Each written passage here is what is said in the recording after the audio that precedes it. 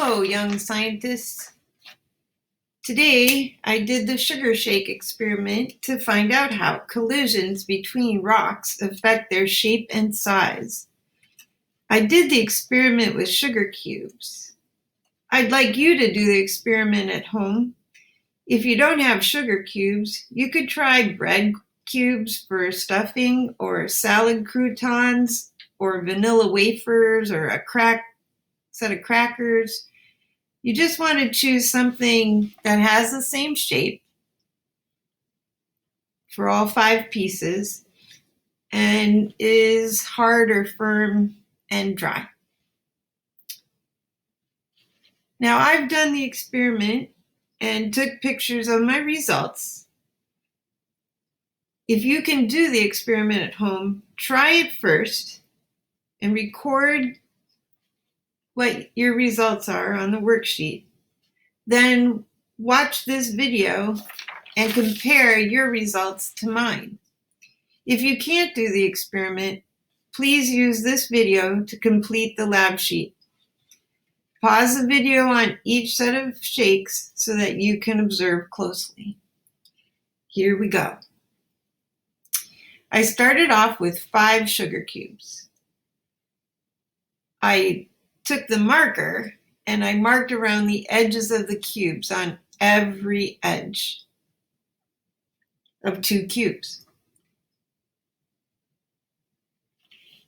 The control is one of the cubes. When you have a control, it is the setup that you don't do the experiment to, so that as you do your experiment, you can always compare back to it to see how things have changed.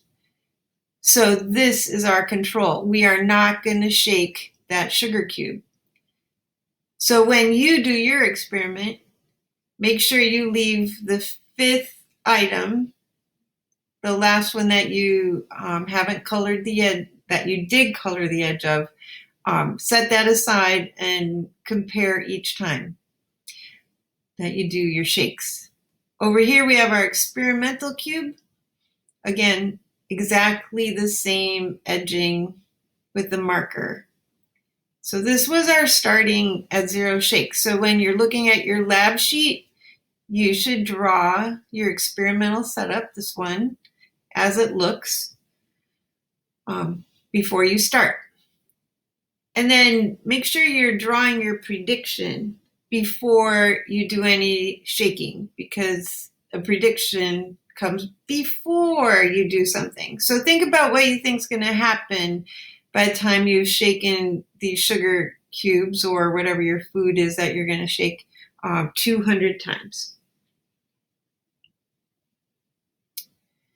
Now, here I have my jar that I shook the 4 sugar cubes in, and you can see that there's a lot of dust in the bottom of sugar dust, and that the sugar cube with the marker on the edge has changed. Here I took everything out and dumped it on a white sheet of paper, and where you want to pause this now and take a closer look at the cubes and draw the experimental cube. You want to draw how much marker you're seeing versus the white sugar. What are you noticing about where did things get bumped off a lot? You can look at the 3 sugar cubes on the top too to see if there's a similar pattern to how they broke or abraded. When things collide and parts chip off, we call that abrasion. Abrasion can happen a lot of different ways in nature. This is after 80 shakes. Now, after 80 shakes, you see more powder. Powder might be even a little finer. See a chunk came off of one of these, pretty good chunk. Maybe the corner of that.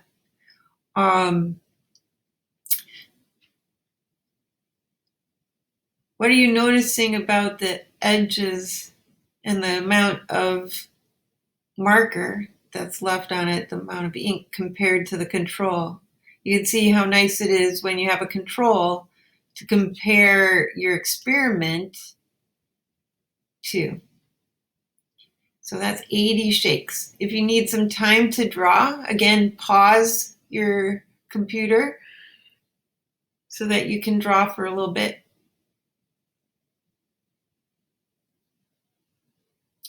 Here's 80 shakes a little more close up.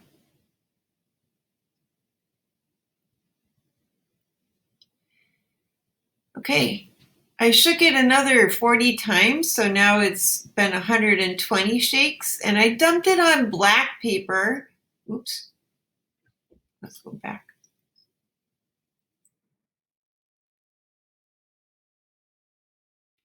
I dumped it on black paper so that you could see how fine the white powder of the sugar is. It's getting smaller and smaller with each shake. But we're focusing mostly on those sugar cubes. So here we can see our, no, dang,